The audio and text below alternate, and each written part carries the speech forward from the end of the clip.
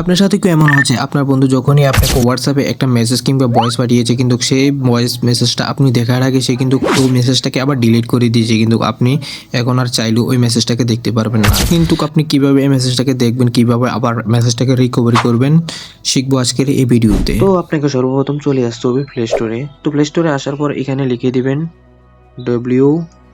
WAMR, লিখে search করে দিবেন। এখানে যে 2 নাম্বার যে অ্যাপসটি দেখতে পাচ্ছেন এটার উপর ক্লিক করে দিবেন। এখানে লেখা আছে WAMR, এটাকে ইনস্টল করে নেবেন। এখান থেকে দেখতে পাচ্ছেন আমার অ্যাপসটি এখানে ইনস্টল হয়ে গেল। আমি এখন এটাকে ওপেন করে নিলাম। তো এখানে অ্যাকসেপ্ট যে এখানে অপশনটি আছে এখানে ক্লিক করে দিব।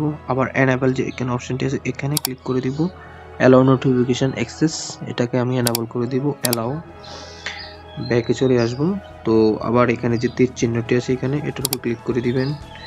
আবার এটার উপর ক্লিক করে দিবেন। তো এখানে হোয়াটসঅ্যাপ, মেসেঞ্জার, আমি ফেসবুক, এই তিনটাকে ক্লিক করে দিবেন। আপনি এখানে আমার হোয়াটসঅ্যাপ বিজনেস আছে যেহেতু আমি এটাকেও এনেবেল করে দিলাম।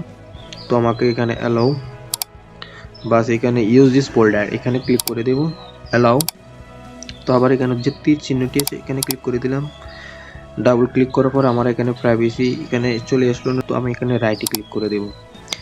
তো এখানে আপনি যখনই কেউ আপনাকে কোনো একটি মেসেজ কিংবা ফটো কিংবা কোনো একটি ভয়েস আপনাকে পাঠিয়েছে, অর্থাৎ আপনি দেখার আগে সেই মেসেজটি সে আবারও ডিলিট করে দিল, তো আপনার কাছে এখানে সেই মেসেজটি এবং ফটোটি এবং ভয়েস মেসেজটা এটা এখানে চলে আসবে।